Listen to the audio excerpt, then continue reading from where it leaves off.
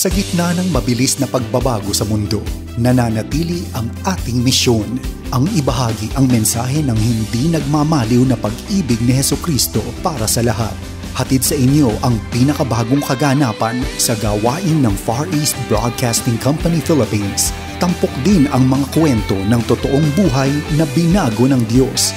Narito si Dan Andrew Cura sa The President's Report. Magandang araw po sa iyo. At ngayong buwan ng Setyembre, ang isa sa ating mga stasyon ay nagdiriwang ng ika-47 anibersaryo. Kaya ngayon ay nagagalak akong ibahagi sa inyo ang kaunting kasaysayan ng 1233 DYVS, ang matamis na tingog sangkaluwasan, at kung paano ito patuloy na ginagamit ng Panginoon sa pagpapahayag ng mabuting balita mula sa lungsod ng Bacolod. Ako po ang inyong kaibigan, si Dan Andrew, at samahan mo ako ngayon sa ating programang The President's Report.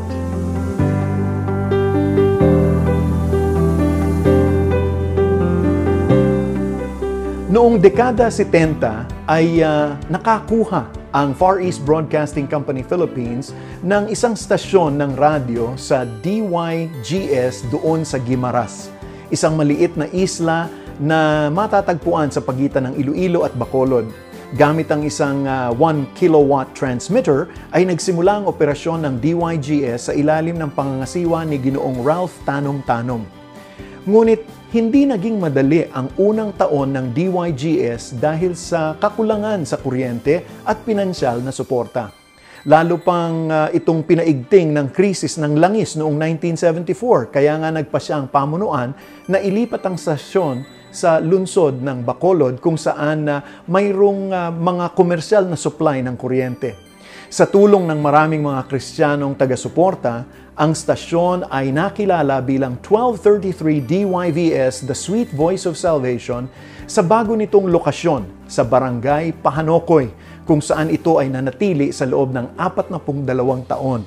Hanggang muling inilipat ito ang opisina at mga studio mismo na sa Bacolod City upang mas maging malapit sa kanilang mga tagapakinig. Noong 2019, sa ilalim ng pangangasiwa naman ng station manager na si Grace Visitacion, isang bagong transmitter site at 200 talampakang tore para sa 1233 DYVS ang itinayo sa Barangay Talok, Bago City. Sa panahon ng pandemya, patuloy na itinaguyod ng Panginoon ang istasyon sa tulong ng mga kaagapay natin. Nabuksan rin ang mga bagong oportunidad na mapaglingkuran ang pamayanan. Narito ang ilan sa mga mensahe na natanggap natin mula sa ilan sa ating mga tagapakinig ng 1233 DYVS. Masugid ako ang tagapakinig sa lahat ng mga programa ng DYVS tungkol sa salita ng Diyos. Malaki na itulong sa akin ng istasyong ito dahil bawat programa ay nagtuturo ng kabutihang asal. Hindi ako nagtapos sa kursong teolohiya, ngunit maibabahagi ko ang magandang balita ni Kristo. Wala akong radyo, ngunit patuloy akong nakakapakinig sa Facebook Live at ikinokonekta ko ito sa aking Bluetooth speaker upang marinig din ito ng aking mga kapitbahay. Nawa ay magpatuloy tayo sa pagbabahagi ng salita ng Diyos upang mas marami pang makarinig at mailigtas. Salamat at pagpalain kayo ng Diyos. Bilang isang full-time na misyonero, namumuhay ako sa pananampalataya. Dumating sa punto na nanghina ang aking katawan at nakaranas ako ng iba't ibang mga problema sa aking kalusugan. Tapos, ang aking pamilya ay pinaalis mula sa aming inuupahan sa mismong rurok ng pandemya. Ang lahat ng ito ay nagdala sa akin ng pagkalito at pagkabalisa. Ngunit salamat DYVS sa pagpapaalala sa akin sa lakas ng Panginoon at sa kanyang buhay na pangako sa Isaiah 40:31. Ito ang pangako ng Panginoon na pinanghahawakan ko. Sa kabila ng mga paghihirap na nararanasan ko, nais ko pa rin na maging bahagi ng ministeryo upang matulungan ang pagpapalaganap ng salita ng Panginoon sa pamamagitan ng DYVS. Ito ang aking pag-asa. Ang makapagbigay para sa gawain ng Panginoon ay nagdudulot sa akin ng pag-asa. Purihin po ang ating Panginoon sa lahat ng patuloy na sumusuporta po sa gawain ng DYVS. Ngayong taon, ipinagdiriwang ng DYVS ang kanilang 47. anibersaryo na may temang kalayaan sa katotohanan. Narito po ang kanilang station manager ng DYVS na si Pastor Chester Elias upang anyayahan ang lahat sa gaganaping pagdiriwang online sa darating na September 28. Ang kalayaan ay makakamtan lamang sa katotohanan. Kaya sa aming paggunita ng katapatan ng Panginoon sa DYVS sa loob ng 47 taon, nakikita namin na mas maliwanag ang landas na pinapatahak ng Panginoon sa amin. At doon kami ay patungo.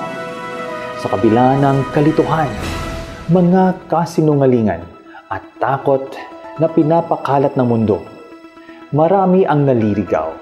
At ngayon ang panahon na kailangan ng mas malakas na tinig. Ang tinig ng kaligtasan, tinig ng pag-asa, at ang malakas na tinig ng katotohanan. Ito ang ating mithiin. Ang maging malaya, kaya't inaanyayahan ko kayo upang samahan kami ngayong ika-28 ng Setyembre mula alas 7 ng umaga hanggang alas 12 ng tanghali. Maraming salamat, Pastor Chester, at kaming lahat po ay nakikigalak sa DYVS. Sa pagtatapos po ng ating programa, nais kitang anyayahan na manalangin para sa DYVS. Nawa ay patuloy pang mapalawak ang naabot ng ating istasyon. Ipanalangin din po natin ang ating mga kamanggagawa at mga katuwang sa broadcast na palagi silang punuin at pangunahan ng banal na Espiritu upang ang lahat ng kanilang gawain ay patuloy na magbibigay ng kaluwalhatian sa ating Diyos lamang. Higit sa lahat, patuloy po nating ipanalangin ang ating mga tagapakinig. Nawa ay makilala nila ang Panginoon at lumalim sa kanilang relasyon sa Panginoon upang maibahagi rin nila ang mabuting balita na kanilang napapakinggan mula sa radyo. Sa ating mga katrabaho at mga tagapakinig ng 1233 DYVS, maligayang celebration ng inyong anniversary. Maraming salamat po sa inyong patuloy na pagsubaybay sa ating programa. At kung nais mong malaman ang patungkol sa gawain ng FEBC at kung paano makapagbigay ng suporta, abay bisitahin po ang ating website sa febc.ph o kumonekta sa Facebook at Instagram at FEBCPH. Muli po ako po ang inyong kaibigan para sa The President's Report. Ingat po kayo palagi at pagpalain po kayo ng Panginoon at huwag kalimutan, magpabakuna na. Inyong napakinggan ang The President's Report. Para sa karagdagang impormasyon ukol sa Far East Broadcasting Company Philippines o maging kaagapay sa panalangin at iba pang mga paraan, bisitahin ang FEBC website, febc.ph, at hanapin ang FEBC Radio sa Facebook. Maraming salamat sa iyong pag-agapay at pagpalain ka ng Panginoon.